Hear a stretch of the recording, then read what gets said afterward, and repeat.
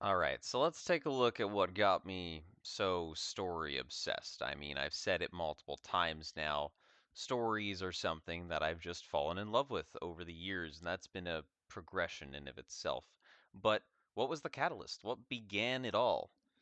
Well, I'll take you back to a small vacation I had when I was younger.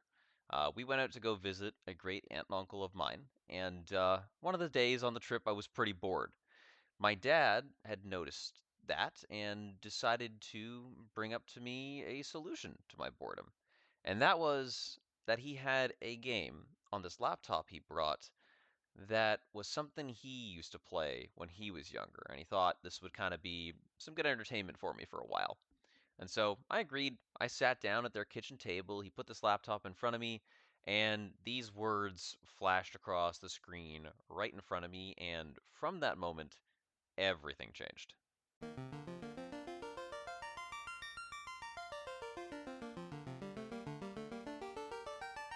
My dad on his laptop had an emulated version of the original Final Fantasy. The base game that started the whole long series. I mean, now we have Final Fantasy XIV, but originally this was very aptly named as it was supposed to be the first and last of its kind, but due to it kind of exploding in popularity, it's now a whole franchise that's continued on for years with a large following. But this was the first major story RPG I played, Final Fantasy. Now, I've wondered to this day sometimes, what was it back then that young me fell in love with about this game? And I mean, for one, it could just be simply the fact that this is a genre I enjoy, and I've obviously come to know that I really do enjoy the fantasy genre. The idea of having your heroes that face off against, say, even your most basic plot. They face off against some fearsome demon lord who is trying to take over the world, and so you, being the heroes of light, go to stop them and save the world in the process. But I don't know whether even that generic plot was really what dragged me in to the depths of loving this kind of game.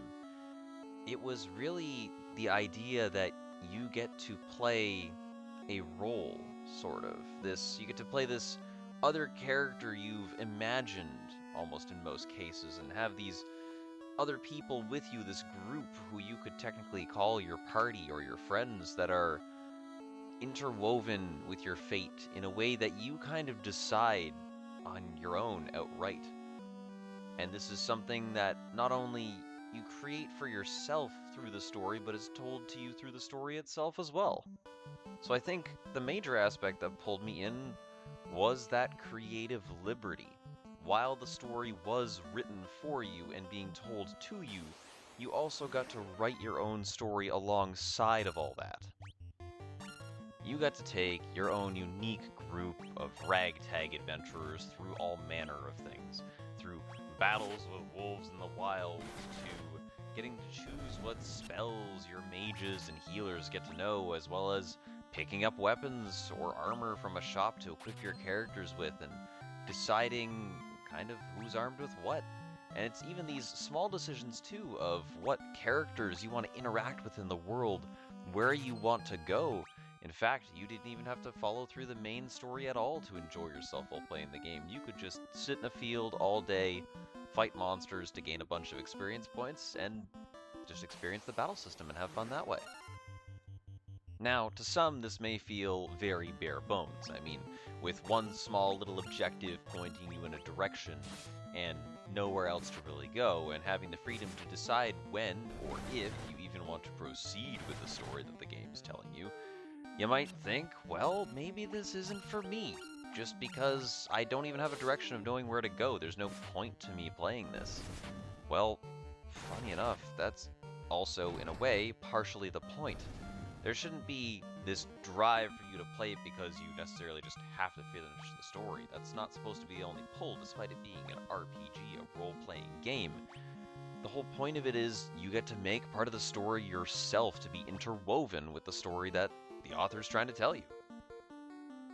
And quite honestly, I think a lot more of the games today that are able to take that sort of partnership and handle it well. The partnership between you as an author or narrator who is telling the story and the player who is supposed to be a part of that story. The more that they take hold of that partnership, and rather than trying to keep it separate as much as possible, intermix it so that way the player is as involved with the telling of the story as the narrator themselves, those, I think, are going to be the really, really successful stories or games that are going to come out. I mean, as an example, let's take the largely successful and very popular case scenario of Baldur's Gate 3. I mean, to be honest with you, when I hear Baldur's Gate 3, I obviously know that there is two others. Personally, I had never heard of those two others until Baldur's Gate 3 came out. But to point something out, the thing that Baldur's Gate 3 does very well is not only tell you a story that has these interesting characters who all have their own sort of tale to them, it also gives you, the player, a way to insert yourself into the story, whether that's through picking to be, say, the Dark Urge and creating your own sort of character that's already interwoven with the story, or choosing to be Tav and making a character from your wildest imaginations, or even just being one of the, what they would call, origin characters from the story.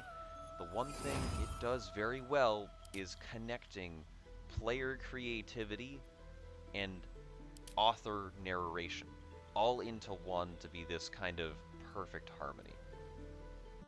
Because really, I think at the end of the day, that's the beauty of it.